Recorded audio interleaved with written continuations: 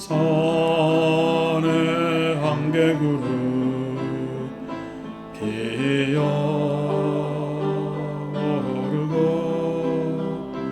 꽃내 연못은 비대어 속삭이던 날 대원장사 도량 가득 연꽃피더니 사나를 울리는 기도 소리 만물을 깨우는 아름빙가 찬물 소리 천상까지 들리었나 연두빛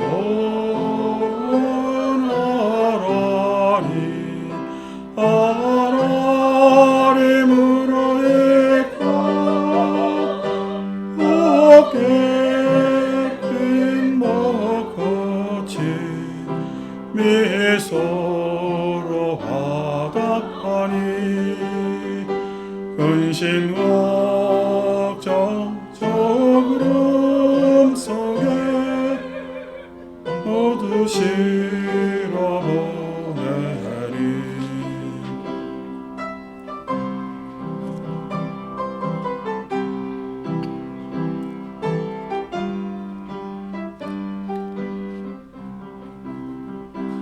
온 산에 푸르름이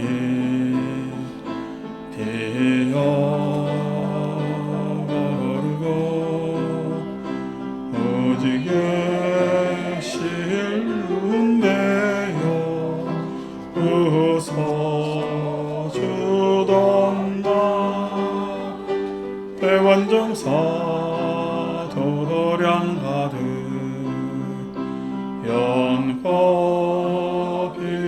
연꽃피더니 정각을 울리는 기도 소리 중생을 깨우네 가른빙가 찬물 소리 마음 깊이 울리었나 봄빛이 은개고무 웃음까지 삼켜하고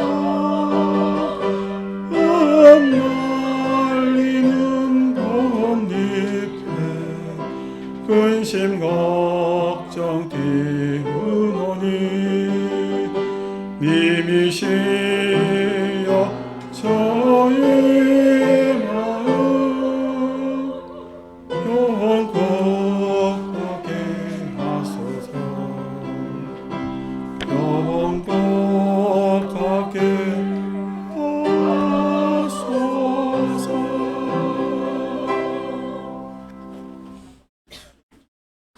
더위가 너무 지루해서 부처님 오신 날 이 노래 불렀는데 그때 기억이 나서 이 노래 부르면서 더위 좀 삭히라고. 그래서 어느 봄날의 행복, 우리 지금 계절하고는 전혀 안 맞는데 같이 불러 봤습니다. 자, 지난번에 저희들이 야기 새끼다 이음성구와 시인행사도 불능견열에 라는 구절을 가지고 지난주에 이야기를 했는데 이 구절 앞머리에 79쪽 펴시면 돼요. 79쪽. 부처님께서 수보리에게 32가지 구족상으로 열애를 볼 수가 있느냐라는 질문을 합니다. 32가지 구족상이라는 것은 32가지 모습 보면 앞에 우리 부처님 모습 있죠? 육계가 있다든지 백호에 뭐냐면 광명이 있는다든지 내지는 목에 삼도 세 줄이 있다든지 우리가 불상 만들 때 형식을 32가지 모습에서 많이 따옵니다. 인도 사람들이 생각한 이상적 성인의 모습 위인상을 32가지 이렇게 이야기를 합니다. 뭐 심지어는 손을 쭉 내리면은 무릎까지 내려오는데, 여러분 손이 무릎까지 내려오면 사람이요 원숭이요? 뭐 그래 되는데, 하여튼 옛날 사람들은 그렇게 생각했죠. 뭐 심지어 평발이어야 되고 발바닥에는 법륜의 모양새가 있어야 된다. 뭐 이런 여러 가지 것들을 뭐 해서 80 정오 32가지 모습과 80가지의 상호 모습이라고 해서 부처님을 그렇게 형상화해서 그렇게 만들어 놓은 것이 이제 32상 하는 겁니다. 32상. 그래서 이렇게 모르니까 수보리가 그렇습니다. 세존이시여 여시여시 이 32상으로 간열해 32가지 모습으로 열애를 볼 수가 있습니다. 그러니까 부처님께서 반문하시기를, 수보리야 그러면은 전륜성왕도 32가지 모습이 있는데 전륜성왕이 그러면은 부처와 같느냐, 이런 뭐 이야기 질문을 합니다. 전륜성왕하고 부처님하고 같아요, 달라요? 다르니까 전륜성왕이라 이름하겠지. 그래서 부처님하고 다릅니다. 그래서 수보리가 다시 이야기하기를 32가지 모습으로 부처님을 볼 수가 없습니다. 이렇게 대답하는 구절을 안 읽고 야기새끼나 이음성구 하는 이야기로 그냥 바로 넘어갔더랬어요. 그래서 오늘 그것을 보충하는 의미에서 말씀드리려고 합니다. 전륜성왕 하면은 인도에서는 이상적 왕, 뭐 우리나라 역사로 보면은 뭐 세종대왕 정도 되겠습니까? 뭐 인도에서는 아쇼카라고 해서 부처님께서 열반하시고 300년경에 의 왕을 또 전륜성왕에 빗대기도 하는데, 그러한 뭐 중국 같으면은 뭐지 옛날 그 선진시대 더 이전에 무슨 시 하는 이름을 까먹었다 하는 그러한 이상적인 왕들을 이야기를 하는데, 그 전륜성왕, 즉 전륜성왕의 모습도 이상적 모습이 있고 부처님의 모습도 이상적 모습이 있다는 거예요. 이상적 모습. 여러분들 누가 통치자가 정치를 잘하는 사람이 나타나서 세상을 참 잘 다스리면 좋겠죠, 그죠? 좋겠죠. 어떻게 보면은 그런 뭐 위정자를 만나는 것은 백성들의 복, 그다음에 그런 위정자들은 또 시대가 낳는 뭐 이런 부분들이 있습니다만은, 그러한 전륜성왕도 32가지 모습을 가지고 있고, 아니 부처님은, 전륜성왕은 정치가잖아요. 왕이니까. 부처님은 종교자잖아요. 그런 부처님도 32가지 모습이 있는데, 그러면 32가지 모습에서 전륜성왕과 부처님의 차이는 어디에 있느냐라는 것을 법회에 맞게 말씀드린다면은 항상 정치가는 선택을 하게 되어 있습니다. 항상 정치가는 결단을 하게 돼 있어요. 선택을 하게 돼 있고 결단을 하게 돼 있어요. 항상 정치가는 책임을 지게 돼 있습니다. 책임을 지게 돼 있어요. 그런데 부처님은 선택해요, 포용해요? 예? 부처님은 선택도 할 수 있죠. 그런데 항상 앞에 포용적 선택을 합니다. 포용적 선택. 정치가는 포용적 선택을 할 수 있을까? 어떨 때는 손해를 감내하고 선택을 할까? 손해를 감내하고 선택. 그래서 뭔가 좀 더 유리한 걸 선택할 수가 있겠죠. 그런데 부처님은 포용적 선택을 합니다. 부처님도 결심결정을 하죠. 결심결정을 합니다. 부처님은 결심결정을 할 때 뭐냐면은 스스로를 인정받기 위해서 결심결정을 할까? 안 그러면은 세상을 인정하기 위해서 결심결정을 할까? 세상을 인정하기 위해서 결단을 합니다. 부처님께서도 당연히 책임을 지겠죠. 정치가는 당연히 정치적 책임을 지겠죠. 요즘 같으면 정치적 책임이라는 게 선거에서 이기느냐 지느냐 라는 게 정치적 결심이 뭐냐면은 정치적 책임이 될 겁니다. 근데 부처님은 어떤 책임을 져요? 부처님은 대비의 책임을 집니다. 대비. 크나큰 연민의 책임을 집니다. 중생들을, 즉 우리들을 책임져야 하기 때문에 부처님께서 가지는 마음이 크나큰 연민이 되는 거죠. 그러니까 전륜성왕의 32가지 모습, 세속적 가치의 이상적인 것도 32가지 모습이 있겠죠. 근데 그 32가지 모습은 계속해서 유지될까? 안 그러면은 전륜성왕에 의해서 세상에 일어나지만은 전륜성왕이 사라지면 사라질까? 전륜성왕이 사라지면은 사라지는 특징을 가지고 있습니다. 그 32가지 뭐냐면은 모습은 세상에 항상 떼질 않아요. 근데 부처님께서 한 포용적 선택 내지는 책임 내지는 결심, 결단하는 것은 32가지 모습으로 이상적으로 계속 세상에 자리 잡고 있게 됩니다. 그러니까 선뜻 이해가 안 되시는데 정치가들이 평화를 다 이야기를 하죠.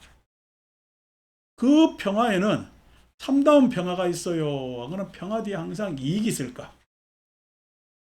정치가들의 평화에는 항상 이익이 있습니다. 그래서 내가 이익을 차지해야 평화로운 겁니다. 그런데 부처님의 평화에는 이익과 손해가 있을까 없을까?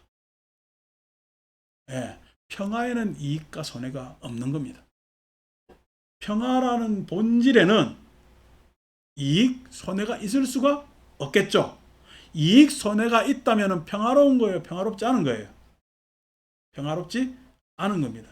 그래서 정치가의 평화는 평화가 아니라 금강경식으로 이야기하면 이름하여 평화가 되는 겁니다. 근데 부처님의 평화는요, 부처님의 평화는 그야말로 진정한 평화가 되는 거거든요. 그래서 정치가도 전륜성왕도 평화를 이야기할 수 있으나 그 평화는 실다운 평화라고 할 수가 없다는 거예요. 부처님의 평화는 그것이야말로 인연 연기의 우리의 평화가 되는 것이고 우리의 성숙이 되는 겁니다.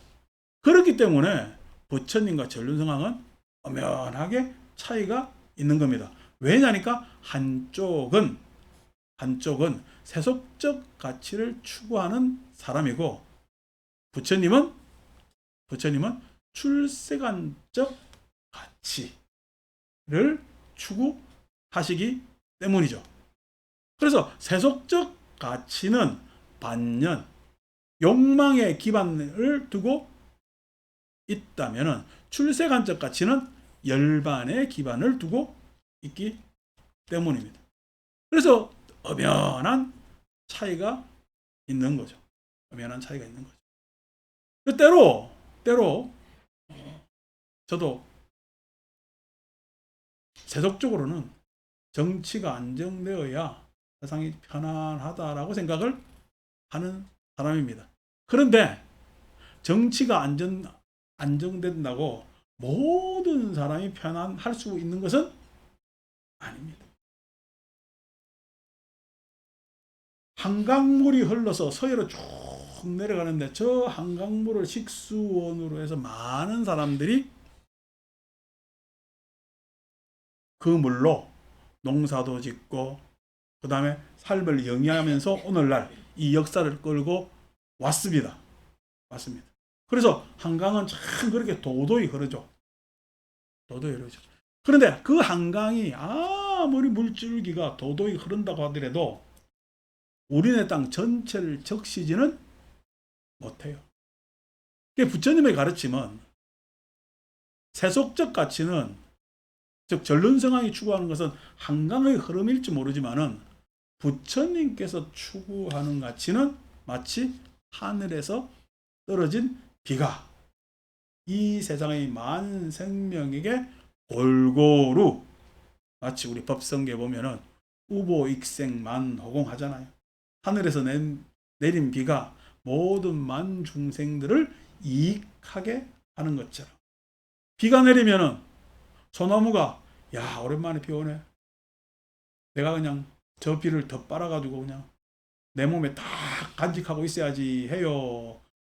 소나무 나름대로 충족하게 그 수분을 흡수하고, 그 소나무 밑에 있는 이끼는 이끼대로 그 수분을 흡수하고, 그래서 그러한 비가 누가 차지할 수 없는 그러한 크나큰 공덕인 것을 우리 스스로가 깨닫게 되는, 그것이 출세관적 가치하게 되는 겁니다. 어떻게 보면은 오늘 우리 백중제를 하는데 개개인적으로 다 인연관계가 있지만은 이분들 때문에 저분들의 노력으로 살아간 모습 때문에 그 뒤를 이어서 우리가 계속 살아갈 수 있는 거죠. 이 앞에 분들이 우리보다 고생을 더 하셨잖아요. 많이 하셨잖아요.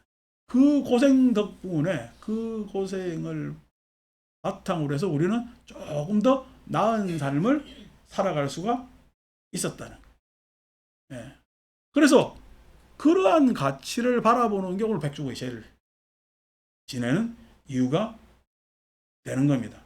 누가 더 잘 살았다, 누가 더 못 살았다고 하는 것이 아니라 같이 한 세대를 풍미했고, 오늘 또 이렇게 자리에 모인 여러분들도 우리 같은 동시대를 풍미한 그런 삶을 살았거든요. 그것이 가치로울 때 출세관적 가치가 이상적이다. 그것이 부처님의 32가지 모습과 전륜성왕의 32가지 모습의 본질적 차이 하는 것이 됩니다. 그래서 약이 새겨나 껍데기 모습으로 보지 말라. 껍데기 모습으로 보지 말라. 오늘 여기 오신 분들도 제가 다 아까 이영순 보살 눈썹도 지난주보다 진하게 칠하고 왔던데, 내가 그 이야기 하니까 얼른 도망가더라. 얼른 도망간다는 이야기는 자백한 거예요. 그죠? 아니고 더 진하다면 지난주에는 더 진하게 칠하고 왔는데요 라고 반문했을 건데, 아니고 지난주보다 확실히 진했어요. 그래서 얼른 도망가더라 말이지. 그러니까 그런 모습들이 있죠. 차이나는 모습들이 있는데 그 모습만으로 그 사람을 다 평가할 수는 없는 것 아닙니까? 이음성구아. 예, 사람마다 각기 쓰는 말이 다 달라요. 주로 쓰는 단어도 다르고요. 억양, 액센트도 다릅니다. 제가 갱상도라 말이 빠르잖아요. 오늘은 천천히 하려고 이렇게 애를 쓰고 있습니다. 그죠? 쓰고 있습니다. 그런데 우리 절의 대다수는 충청도 여유. 참 고생들 많습니다. 갱상도 사람 이야기를 충청도 귀로 듣는다고 애쓰십니다. 그런데 어떡합니까?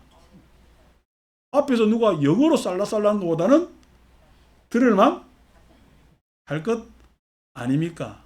예, 말투로 무엇으로 저 사람 고향으로 사람 평가하지 마세요. 아주 그 나쁜 헛된 그런 습관일 겁니다.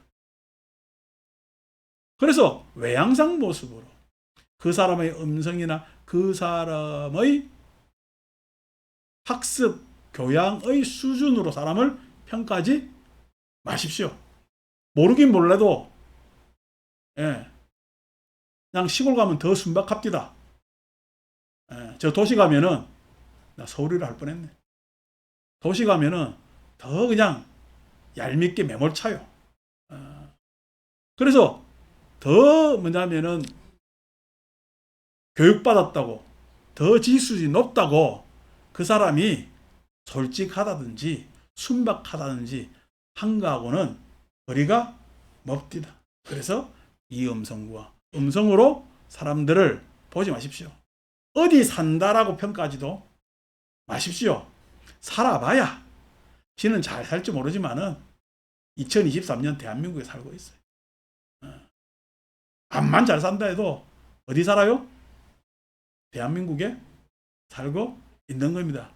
그 안에서 내가 어느 동네 산다라고 우월감 가질 필요도 없는 겁니다. 어느 동네 살아야 돼요. 어떤 모양으로 살아야 돼요. 어떻게 살아야 돼요. 어떻게 살아야 돼요. 어떻게 살아야 돼요. 어떻게 사느냐가 그 사람의 삶을 드러낼 수가 있는 겁니다. 근데 색으로서 음성으로서 판단한다? 아닌 거죠. 그래서 그 사람은 만약에 그렇게 평가한다면 그는 사도 나쁜 길을, 삿된 길을 갈 뿐입니다. 불능견절에 부처님을 만날 수 없을 뿐만 아니라 진실도 발견해내기가 어려운 거죠. 진실도 발견해. 그게 이제 지난주 우리가 앞에 설명했던 부분입니다. 자, 그래서 부처님께서는 32가지 모습으로 뭐냐면 보이면서 깨달았을까요? 32가지 모습으로만 볼 수 없는 걸까요? 32가지 모습으로만 볼 수가 없는 것이네. 우리가 구족상 하는데 몇 달 전인가 부산 갔더니 부산법당에 지금 이대로가 완전하다고 적어놨길래 내가 저거 떼라 이렇게 했는데, 완전이라는 말은 불교에 쓰질 않습니다. 여기서 구족했잖아요. 구족이라는 말을 씁니다. 구족이라는 말을 쓸 때는 구자는 갖출 구자예요. 갖추다라는 말 뜻에는 항상 함께하다는 뜻이 있습니다. 함께하다. 그러니까 뭔가 만족이라는 것은 내 개인적 만족이 있을까요? 없습니다. 만족이라는 것은 서로서로가 갖추어가는 겁니다. 서로서로 인연에 따라 일어나는 겁니다. 내가 아무리 똑똑해도요, 상대방이 내 말귀를 못 알아들으면은 그거는 내가 똑똑한 거예요. 둘 다 바본 거예요. 둘 다 바본 겁니다. 내가 무슨 이야기해도 저쪽이 알아듣질 못하니까요. 그래서 내가 참 똑똑하다고 교양 있게 더 어려운 말을 쓰네요. 그러면 상대방이 알아들어요, 못 알아들어요? 그럼 그 사람 똑똑할 거예요, 한 거예요, 바보예요? 바보입니다. 똑똑 바보죠. 똑똑 바보. 그러면은 저 상대방과 내가 소통할 때는 내가 아는 걸 알려줘야 되겠어요. 안 그러면 상대가 알고 싶은 걸 알려줄 거야. 상대가 알고 싶은 것을 알려주는 것도 한 방법이에요. 내가 단순히 아는 걸 알려주는 것이 아니라 상대가 알고 싶은 것을 알려주는 것을 우리는 구족이라고 얘기해요. 구족. 그래서 제가 여기서 잘난 척 한다고 여러분들한테 좀 있으면 우리 단멸이라는 말도 나오는데, 항상한 건 무엇인가? 그 다음에 단멸, 더 이상 항상하지 않고 이것으로 끝나는 것은 무엇인가? 에 대해서 설명을 쭉 하면은 법회 사람 올까 안 올까? 아무도 안 옵니다. 영혼은 무엇인가? 라고 하면서 막 내 많은 소리를 이야기를 하면은요, 법회 사람들 와요 안 와요? 안 옵니다. 그래도 그냥 이영순보살 화장한 이야기는 하고, 다음 주에는 그냥 눈썹 안 칠하고 올라. 그야말로 이런저런 이야기를 해가면서 빗대어주고, 그 다음에 어떤 경전을 읽는 것 같지만은 지금 여기 앉은 사람들을 눈으로 내가 담고 알아봐주고, 예? 제가 그 나름대로 조금 설득하기도 하고 납득 내지는 칭찬하면서 그렇게 하는 것이 법회의 모양새이기 때문에 그것에 대해서 상당한 제 스스로 애를 쓰고 있는 것. 그러면은 그러한 조화를 이루었을 때 우리는 그것을 구족이라고 얘기를 합니다. 완전한 거는요, 완전한 것은 영어로 이야기하면은 totality 이렇게 이야기를 합니다. 전부. 내지는 퍼펙트래. 더 이상 다른 시도가 없어도 되는 끝난 종결의, 그것을 우리는 완전하다라고 이야기를 하거든요. 세상 어디에도 무엇만이 전부인 것은 없어요. 그 다음에 더 이상 나아가지 않고 그대로가 결말이고 종국인 것은 어디에도 없습니다. 그래서 완전하다는 말 함부로 쓰면 안 되는데, 여러분 그냥 젊은 승려들이 바보같이도 완전이라는 공부를 덜 해가지고 엉뚱한 소리를 쓴단 말이에요. 그럴 때 우리가 써야 되는 게 뭐죠? 구족이라는 말을 써야 돼요. 구족이라는 말을 써야 됩니다. 왜 그런 이야기 많이 들으시잖아. 여기 우리 금강경 읽을 때도 장로 수보리 나오는데 수보리한테는 장로자를 붙이는데 여기 장로가 있어요? 없어요? 장로자 못 쓰니까 노장이라고 씁니다. 장로라는 말 기독교에서 뺏어가. 장로교니 뭐니 하잖아요. 그죠? 그러니까 불교에서 워낙에 함자말을 쓰던 거를 저쪽 종교에서 그냥 많이 쓰게 되니까 그쪽 종교 언어로 됐단 말이야. 그러니까 완전이라는 말을 써야 되겠어요? 구족이라는 말을 쓰면서 사람들을 이해시켜야 될까요? 구족이라는 말로 이해를 시켜야 돼요. 즉 구족이라는 것은 내가 지휘자를 만났을 때 구족 다르고 길상보살을 만났을 때 구족이 다릅니다. 그러니까 구족이라는 것은 항상 어디에 머물러 있는 것이 아니죠. 금강경에서 무주라고 하잖아요. 머물미 없다는 이야기는 정해지지 않았다는 얘기.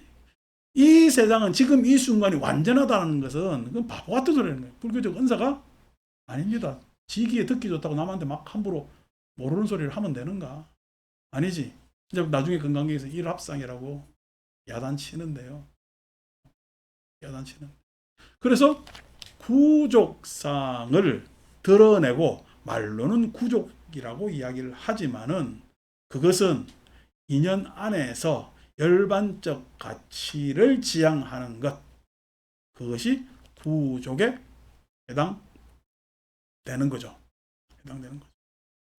그래서 참 8월 이맘때 되면은 더위가 좀 물러가야 되는데 짜증이 많이 납니다. 세상도 불만 짜증이 일어나서 여러 이상한 사고들이 많이 일어나고 있죠. 이럴수록요, 주변에 말씀할 때 항상 다정한 언사를 쓰는 게 우리의 뭐냐면 자세라고 볼 수가 있습니다. 다정한 은사를 넘어서서 칭찬할 수 있으면 아주 좋고요. 칭찬하지 못하더라도 우리가 인정은 합시다. 그래서 나 때는 이런 말 쓰지 말고 그러게 니네들은 그렇게 지내구나. 그래서 구나. 그렇지. 얼마나 좋을까. 나도 좋다. 이런 은사를 많이 써야 조금 더 화목해지겠죠. 그래서 조화라는 것은 화합이라는 것은 완전한 것이 아니라 부족의 이상을 가지고 우리가 지혜로서 만들어가는 것이 됩니다. 백중 제가 이제 다음 주, 백중은 우란 문제가 열흘밖에 남질 않았어요. 다음 주가 되면은 거의 마무리가 되고, 절 살림도 백중 지나면 1년 다 살아가지고 다른 일이 가을에 없습니다. 가을에 일이 없어서 올 가을은 놀러 갈까 해요. 지난번에 우리 한번 놀러 갔다 왔잖아요, 그죠? 뭐 올해도 뭐 그냥 찬바람 불 때, 절 불 때 놀러도 한번 가고, 합창단도 뭐 지난번에 합창단 노래 들으려고 우리 모이는 거예요? 밥 먹으려고 모이는 거예요? 노래 들으실 분들은 노래 듣고, 그래서 그냥 우리끼리 1년에 한번 회식하자 하는 입장에서 가을에서는 그렇게 조금 넉넉하게 세상이 조금 위축되는 듯한 그런 느낌이 있다 하더라도, 이럴수록 저는요, 푸근하고 흐뭇하고 기분 좋게 넉넉하니 그렇게 저는 지내야 된다고 생각을 합니다. 오늘 벤자민하고 하윤이하고 이 떡은 맨날 수수팥떡은 몇 년 저렇게 올리는가? 애가 자꾸만 자빠지나? 어쩌고 자꾸만 저렇게 계속 몇 년 올리는지 모르겠는데, 하여튼 생일이라고 축하하는데 부모들은 지금 몇 년까지 해줘야 된다는 그런 뭐 자기 나름의 그게 있는 게요. 뭐 그 부모 마음이니까. 그거 대신 우리가 떡을 얻어먹을 수 있으니까 넉넉해지잖아요. 이번 백중날은 과일 가격이 많이 올랐어요. 엄청 올랐어요. 여름이 더워서 더 올랐는데, 딱 보니까 요즘 이제 뭐 사과는 뭐 농사가 작황이 안 좋은가, 배가 그래도 작황이 좋은지 그럭저럭 나와요. 그래. 백중날은 그냥 배를 그냥 당기씩 다 드릴 테니까 내가 한 7, 8박스 사올라 그래. 배하고 다른 과일하고 해가지고 딱 들고 가서 백중 재진행 과일을 그냥 집에 가서 착 깎아가지고 식구들하고 나눠 먹으면은 그 배가요 음복이 되잖아. 이렇게 하면 또 뭐 유교식 약이라고 할지 모르지만은, 그래서 복 많이 받아요, 안 받아요? 우리끼리 화끈하게 받는다고 하면 되는 거지 뭘. 우리끼리 합의 본 거예요, 그죠? 바깥 사람 알아요, 몰라요? 그거 우리끼리 좋은 거지 이게. 바깥 사람 다 아는 것도 좋은 것도 있지만, 그래서 그냥 기분 좋게 여름 잘 나고 시원하게 나면서 또 가을에는 재밌게 어디 놀러도 가고 그렇게 하면서 지낼랍니다. 그것이 조금 오므라드는 세상을 향한 부처님께서 계셨으면은 좀 더 푸근하게 세상을 포용했을 것이라는 제 생각입니다. 마칩니다.